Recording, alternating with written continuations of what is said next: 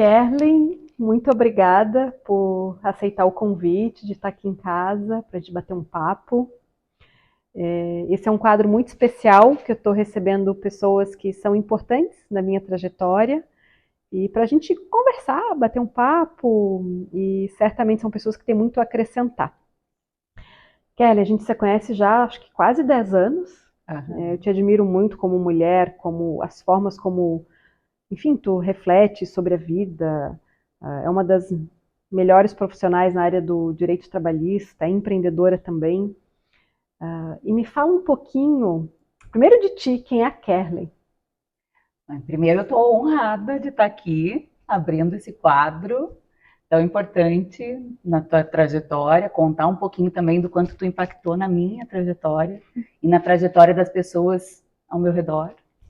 E a Kerlen é uma mulher autêntica, forte, batalhadora, muito corajosa, e também é uma advogada, uma empresária, uma pessoa que gosta muito de ler, de saber mais, que tem fome pelo conhecimento, mas tudo isso foram coisas que eu fui construindo ao longo da vida, muito com a tua ajuda também. Tu é minha mestra.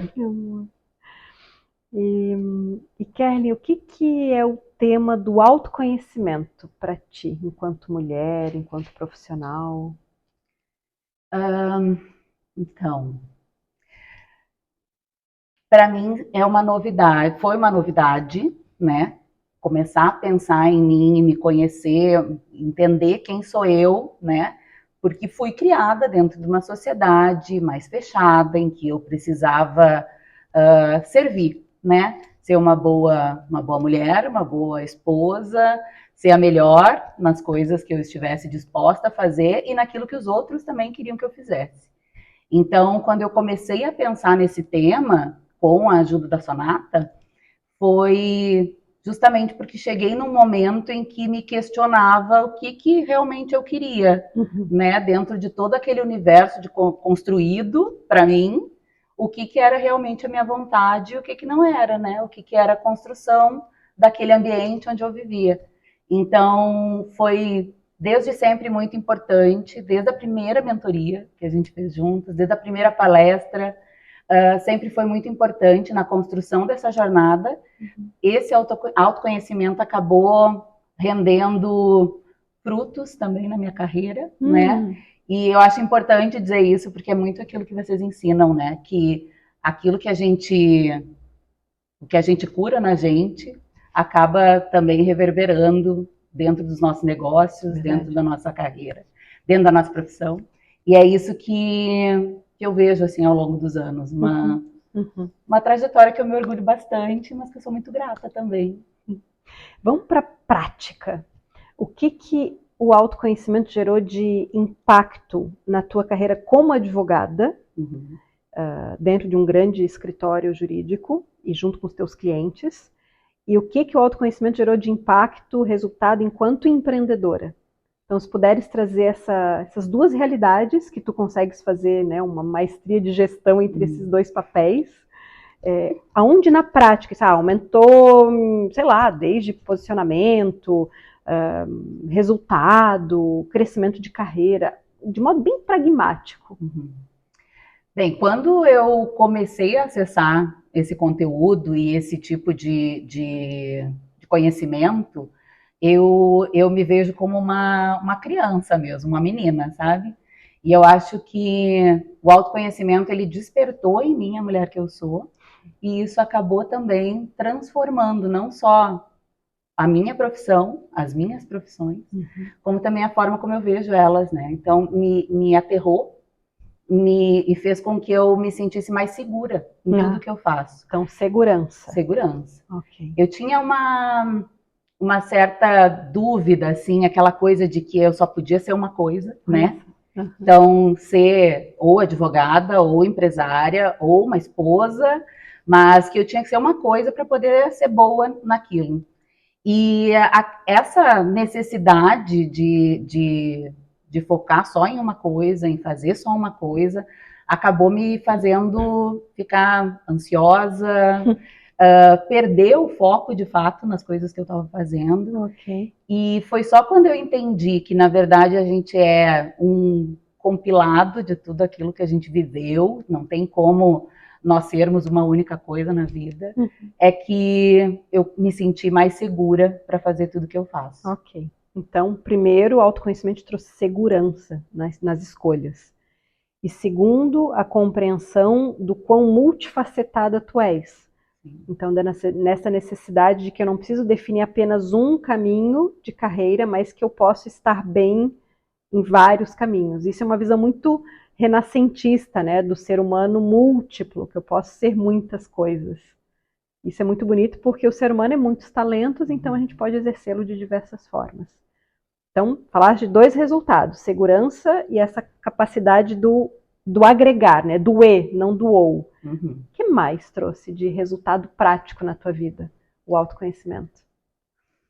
Deixa eu pensar. Meu Deus, é que acaba transcendendo, né? É muito mais do que a carreira profissional. Então, eu não consigo separar a pessoa física da jurídica nesse sentido. Quando eu falo em autoconhecimento, eu passei por um processo de cura que começou lá no seio familiar, né? De entender a minha origem, entender a minha história, entender a história das pessoas que me trouxeram para esse mundo e que me criaram. E isso cada processo foi forte, dolorido, né? Mas também muito bonito, assim. E vocês participaram disso, né? Desde o começo, sabe? Construção de um relacionamento saudável, de relacionamentos saudáveis, né? Com amizades, parcerias de negócio. E isso tudo formou a pessoa que eu sou hoje. Então, o autoconhecimento me trouxe autoestima, né? Para poder entender que sim, eu posso fazer aquilo que eu faço, eu tenho consistência para fazer, né? E hoje o meu objetivo maior na vida é ser uma pessoa com sabedoria, né? Com tempo para exercer essa sabedoria, para estudar cada vez mais. E eu acho que a prosperidade acaba vindo disso, né? É um resultado dessas coisas. Então, para mim, o autoconhecimento é resultado, a prosperidade é resultado do autoconhecimento, e não o contrário. Ou seja, é uma outra visão de carreira, que carreira não é só o quanto eu trabalho, minha produtividade, mas entender quem eu sou para gerar resultado. Sim. Então, só complementando o que o autoconhecimento te trouxe, comentaste, trouxe cura, então o quanto a carreira também reverbera o que a gente vai curando interiormente. A gente sempre tem pontos de cura, né, que a gente precisa revisar na nossa história. O quarto ponto, a qualidade, o quanto amplia a qualidade das suas relações, então o quanto o autoconhecimento impacta nisso. E depois a autoestima, então entender o próprio valor e quanto isso impacta depois em carreira, em posicionamento, até reconhecimento e talvez até impacto em salário, né? Sim, sim. E a gente começa a respeitar a nossa história de uma maneira diferente, né? Então tu já não aceita mais aquelas condições que aquele sapato apertado, né? Sim. E tu começa a negociar aquilo que tu realmente merece, respeitando a tua história, respeitando a tua trajetória. Então, mas isso não acontece se a gente não tiver essa visão de nós mesmas, né? Principalmente para as mulheres. Eu acho que trouxe esses temas muito relevantes, né, do que diz respeito à carreira da mulher, que é entender o seu valor e saber se posicionar sobre aquilo que faz sentido, e também a coisa do tempo, né, que tu falaste antes, prosperidade, o tempo na agenda. Eu te percebo muito cultivando a questão do ócio na tua vida. Né, contato com a natureza, eu vejo que é uma coisa muito importante para ti. E muitas vezes as mulheres se abandonam, né, daquilo que é importante, e o quanto se colocar na agenda gera impacto em todo o resto. Tem uma coisa que a gente aprende na autogestão, que é com relação a essa coisa da gente estar sempre buscando, a gente se masculiniza, né? Primeiro fisicamente, depois nas atitudes, e a gente vai bloqueando coisas que são muito femininas e importantes para nós. Contato com a natureza é uma dessas coisas. o tempo para o ócio, para a criatividade, para entender o mundo, para respirar, né? Para absorver as coisas que a gente aprende. Eu tinha muito na minha cabeça que sucesso era resultado de muito trabalho, de horas trabalhadas, e não de produção, de fato, né? Então, eu precisava virar as noites trabalhando para eu me sentir plena e para eu me sentir bem-sucedida. Quem nunca, né? E o autoconhecimento, trabalhar outras dimensões do ser humano, né? Acabou me fazendo entender que, na verdade, eu estava correndo atrás do rabo mesmo, né? Sim. Porque o que realmente trouxe impacto para minha vida foi organizar a minha rotina, né? Entender aquilo no que eu sou boa, de verdade, focar nessas coisas. Isso é autoconhecimento. E focar nisso, entendeu? Focar no que eu sou boa, focar naquilo que eu faço muito bem e deixar de lado todas as outras coisas que só tomavam a minha atenção, né? E não me traziam nem paz e nem prosperidade. Quero aprofundar um tema contigo, eu acho que é o que a sociedade precisa resgatar, que é a mulher sábia. Tu falaste agora de sabedoria, né? Que é a tua visão de vida e de futuro. Ancestralmente, todas as culturas, todas as mais arcaicas, se tinha muito no centro da civilização e da valorização da sabedoria feminina. Se a gente vai, por exemplo, para a civilização grega, que está na base da nossa civilização ocidental, a gente vê as mulheres sábias dentro dos templos que aconselhavam, por exemplo, o templo de Delfos. Se a gente vai para a sabedoria romana, a gente tem os vestais, mas isso também remonta a tempos ainda mais antigos. Tem um livro que, inclusive, eu não sei se foi tu que me indicou, enfim, da Clarissa Pinkola Estés, que é a Ciranda das Mulheres Sábias. Fala sobre isso. Eu li esse livro pensando em ti, e eu fiz várias fotos ali, te mandei no Instagram esse livro, porque para mim fazia muito sentido e era a velha sábia, né? A ser, como é que ela fala? Ser jovem enquanto velha e velha enquanto jovem. Me remeteu muito para o que a gente tem dentro da Sonata com toda essa rede, né?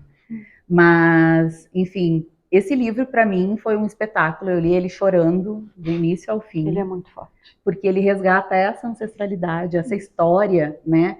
Então, eu acho que ele veio para as minhas mãos no momento certo, porque foi depois de eu ter curado todas as questões familiares, né? A gente é ensinada a brigar entre nós, ao conflito entre as mulheres, né? E isso também passa pela nossa mãe, pelas nossas avós. Então, a gente, geralmente, na adolescência, tem aquele embate com a família e tudo mais.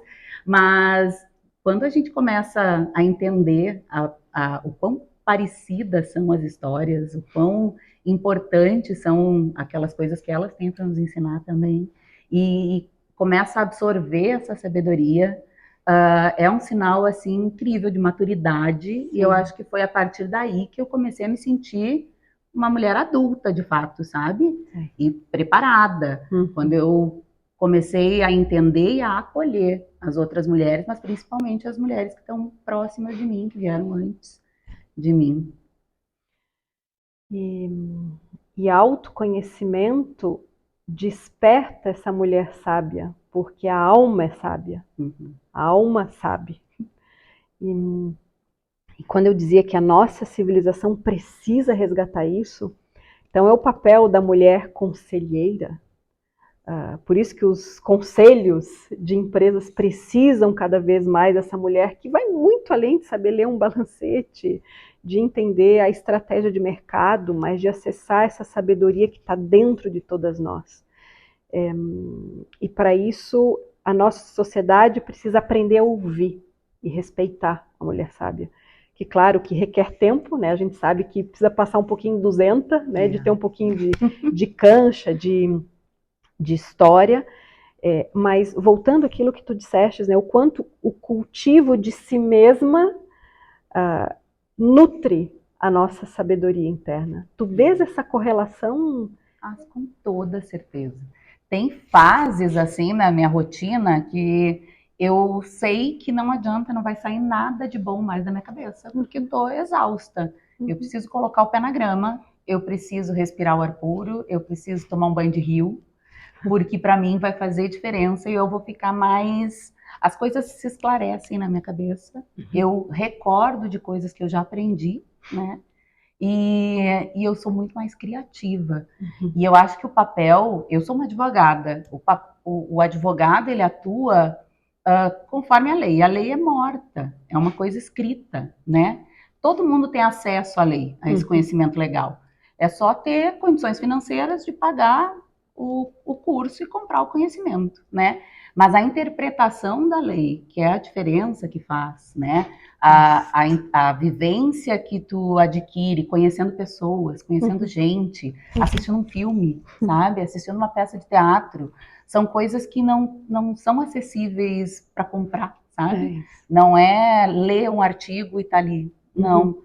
São construções que tu vai fazendo e isso carrega junto contigo. Então, na solução de um problema, né, no conselho acerca de um problema, de uma crise, esse conhecimento é o mais importante. Então, se a gente encontra formas de acessar esse conhecimento, de tornar ele vivo dentro da gente, e o autoconhecimento faz isso, né? Faz com que a gente se dê conta, não, esse é o momento de eu parar, porque daqui não sai mais nada. Então, vou ter que retomar, me fortificar, me fortalecer, e aí sim eu retomo daqui em seguida, né? Que não faz sentido também, né, Soraya? Porque às vezes a gente está ali em cima daquele problema e não consegue encontrar a solução, então tu está buscando no lugar errado mesmo.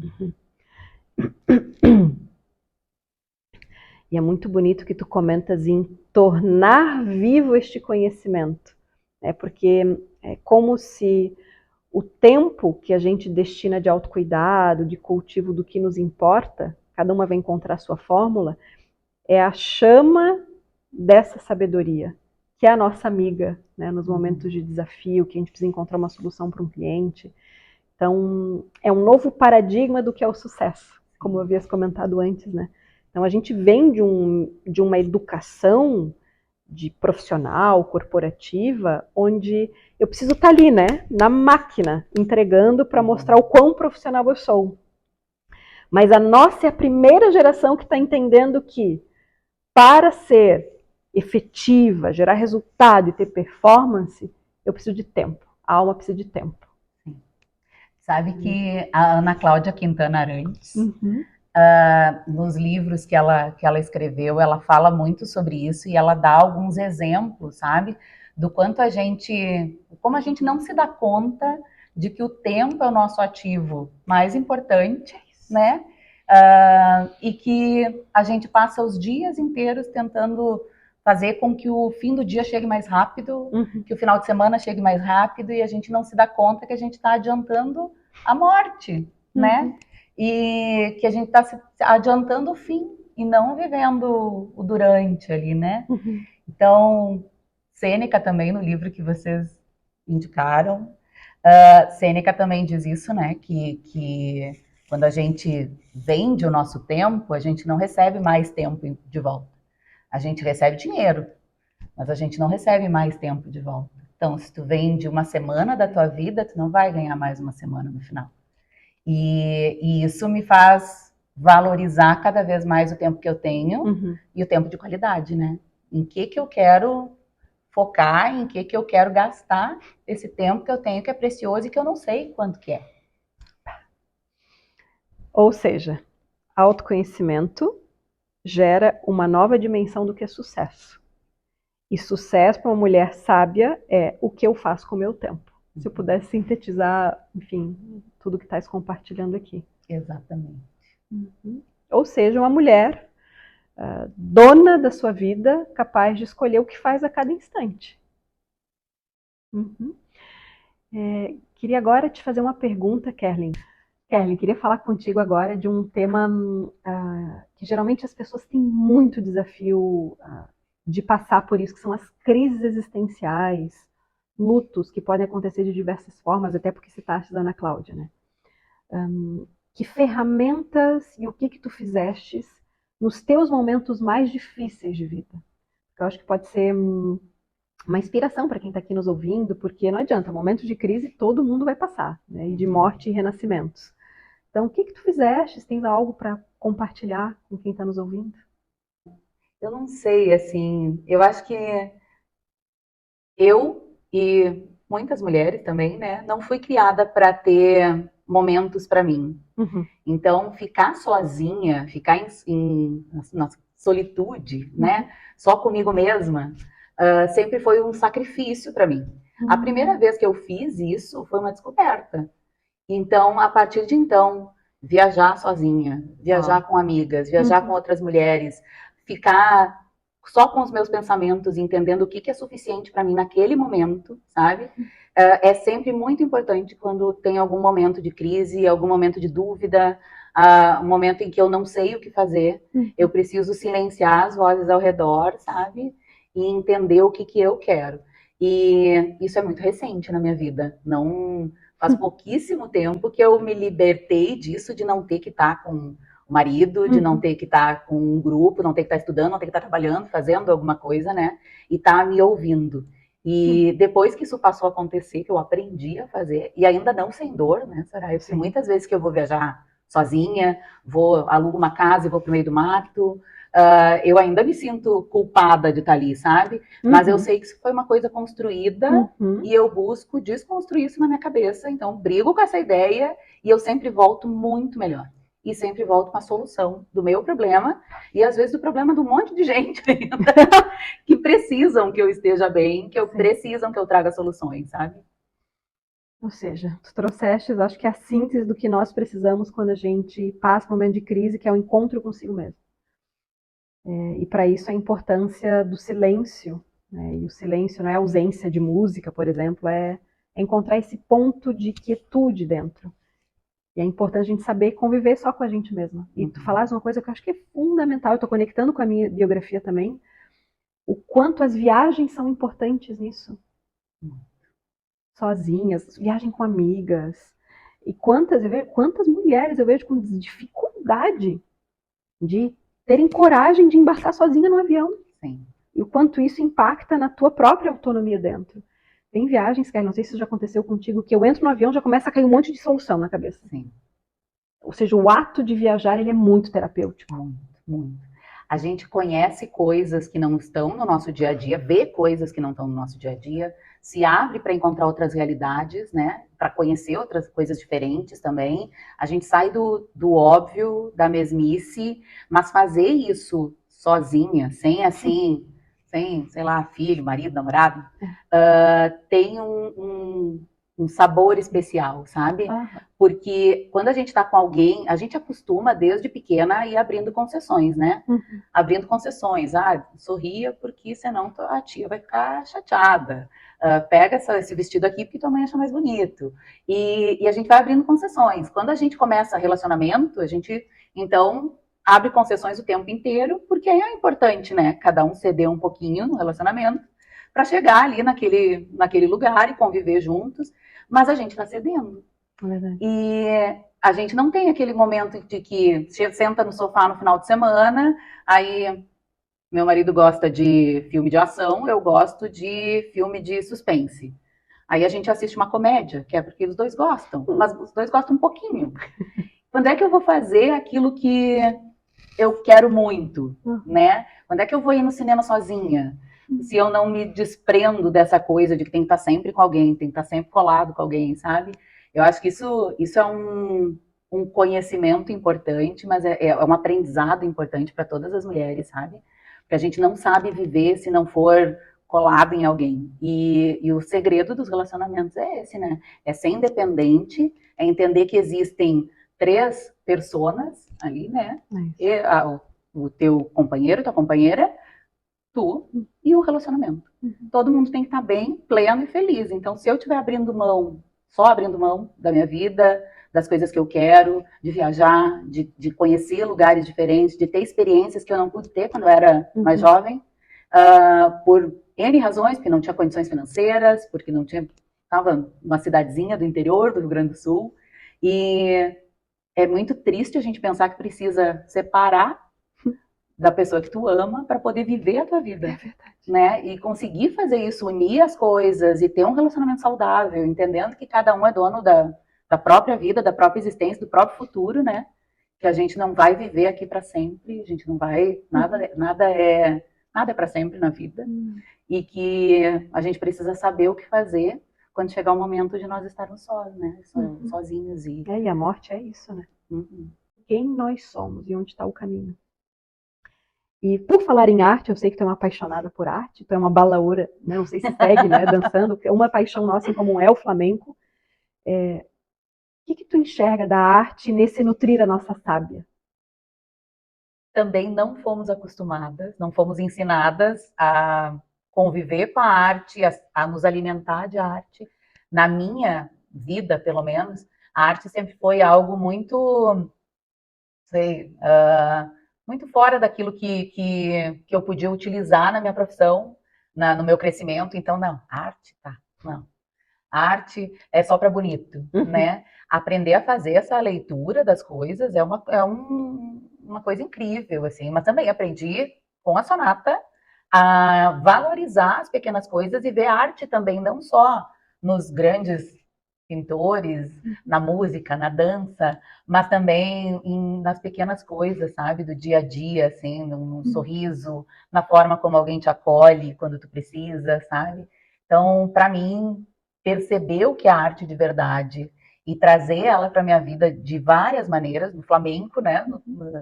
Trazendo ela para o meu corpo, me movimentando, bater o pé, bater muito palma. terapêutico. Nossa! E fez toda a diferença. E eu vou me experimentando, né? Eu vou me experimentando, eu vou vendo o que eu gosto, quais são as coisas que fazem sentido para mim. A música, amo música, coloco música em tudo. Quando eu preciso ser muito criativa, eu coloco um tango para tocar.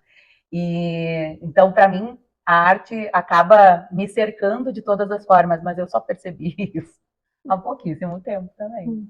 É arte cura, arte terapêutica. Acho que todo mundo devia ter pelo menos um espaço para cultivar algo da própria arte, né? Kelly, queres falar mais alguma coisa que tu sinta no teu coração, assim, que tu gostaria de falar? Ai, Soraya, só que eu sou muito grata. Acho que em todos os processos de crescimento importantes, como eu falei, tu participou, sabe? Então, para mim é um orgulho estar aqui contigo. Sempre que eu tenho a oportunidade de falar do que vocês fazem, da escola que é a Sonata, eu faço questão, porque para mim fez uma grande mudança, operou grandes mudanças na minha vida.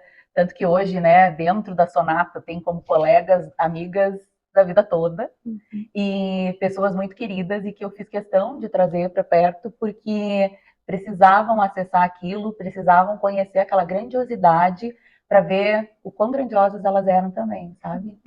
Então, é isso, sou muito grata, sempre todas os processos de cura mais profundos vocês participaram, então teve o dedo da Sonata ali na construção de quem eu sou. E eu queria te agradecer porque é mais do que um vínculo de escola e aluna, vai muito além disso, né? A nossa relação, tu sabe disso. Mas eu te considero como uma mecenas de um ideal, de uma ideia, né? Porque estar junto, além da nossa relação de amizade, é patrocinar um ideal que impacta a vida de milhares de pessoas hoje, né? Que é a Sonata. Então, muito obrigada pela amizade, pela presença, pela inspiração. Sempre aprendo contigo. As tuas referências de leitura, para mim, são sempre as melhores. Adoro. Então, muito obrigada, Kellen. Obrigada por estar aqui comigo na minha casa. É um prazer. Prazer e uma honra.